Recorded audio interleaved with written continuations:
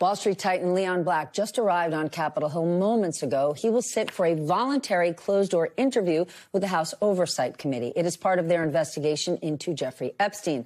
Lawmakers are trying to uncover more about Epstein's financial web. Leon Black paid him $158 million for financial advice from 2012 to 2017.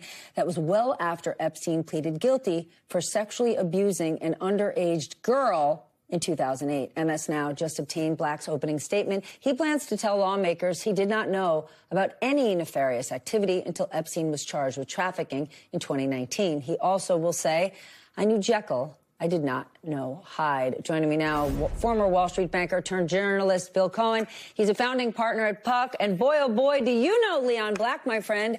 You've got a book coming out later this year specifically about Mr. Black. So who is he and what is his connection to Epstein? Well, Stephanie, it's great to be here, and thank you for having me.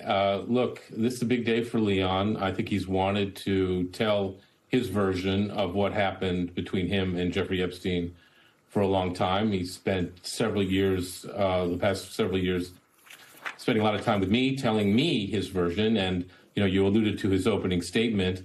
And I didn't find anything in there that surprised me or is anything much different than he's told me over the last few years.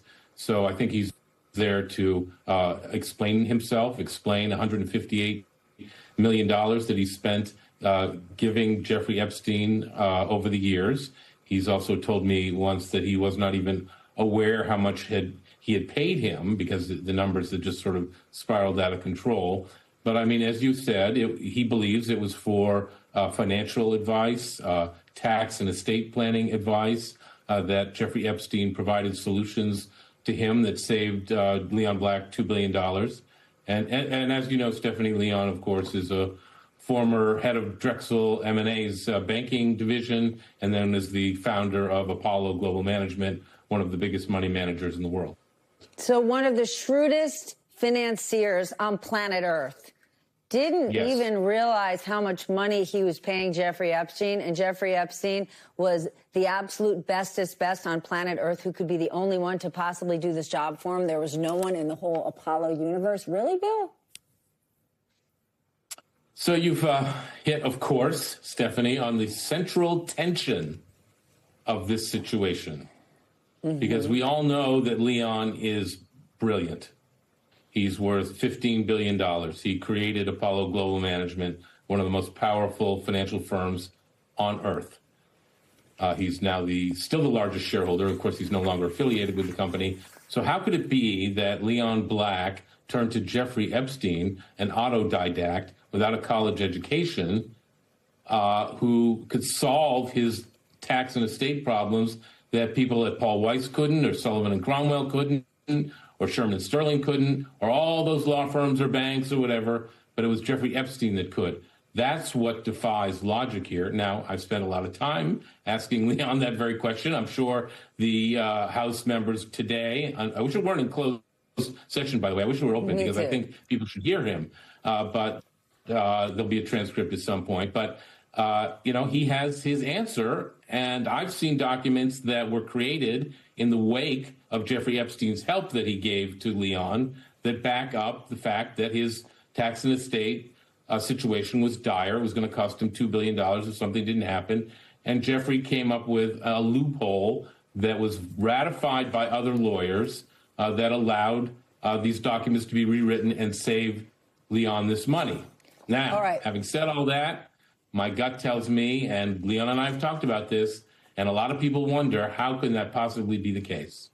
Okay, Bill, even if I agreed with you on all of those points, the fact that Leon Black's tax situation was dire, I'm not going to buy that. Not for one New York minute. New topic before we go, though.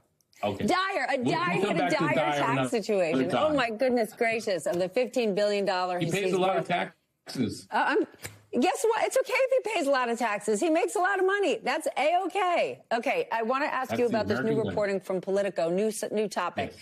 The White House stepped in to try to spare Meta CEO Mark Zuckerberg and Google CEO Sundar Pichai from appearing at a Senate hearing on their company's child safety practices. That is according to 5 people with knowledge of the events.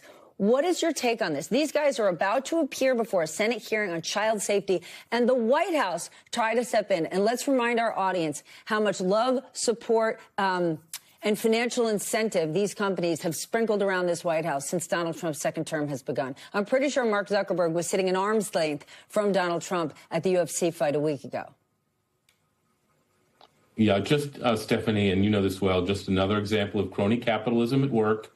You know, if you donate to our transactional president of the United States, you get favors in abundance. And if you don't want to appear at a congressional hearing that might reflect poorly on your business practices, well, what do? You ask the White House to intercede and find somebody else lower down who can be the sacrificial lamb. This is just another example of Donald Trump being transactional, rewarding his friends. I mean, look at the whole empire that he's created around pardons. I mean, pardoning all these people who are, convicted criminals. And because they're friends of Donald, he lets them go free. And then what? Then prosecuting people who, quote unquote, tear up the reflecting pool. I mean, this is absurd, theater of the absurd. Stephanie, you know that well. It's just another example. Indeed it is. Bill, thank you so much.